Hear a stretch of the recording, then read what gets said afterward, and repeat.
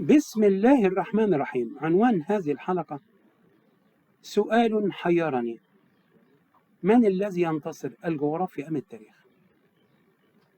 بصراحة هذا السؤال كان يحيرني لمدة طويلة. من الذي ينتصر؟ في النهاية جميعنا سنعود إلى الأم الأصلية، إلى الأرض. From dust to dust، من التراب إلى التراب.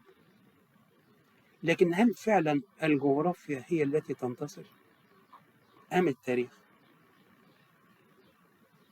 ظاهريا الجغرافيا تنتصر وهي أم العلوم، لكن واقعيا التاريخ أبو العلوم هو الذي ينتصر.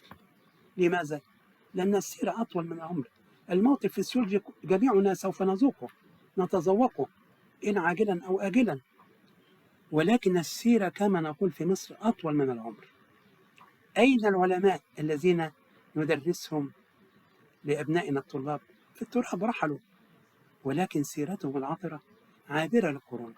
في تقديري الشاعر الفلسطيني العبقري محمود درويش، هذا شاعر فيلسوف له إطلالات عجيبة، واعترف الإسرائيليون وهم أعداء إلى يوم القيامة للفلسطينيين والعرب جميعا أنهم يحسدون الفلسطينيين على وجود هذا الشاعر.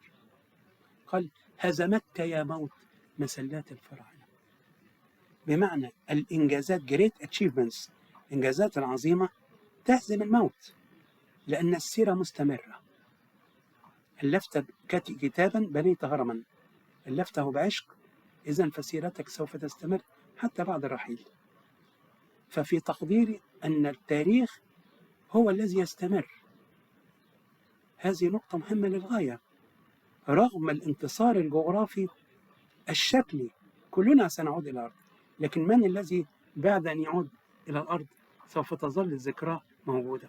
هذا هو المهم، والمعنى الذي أريد أن أصل به إلى حضرات المشاهدين وأبناء الطلاب دراسات العليا: اعمل عملك بعشق حتى يظل قائما حتى بعد أن تغادر هذه الدنيا.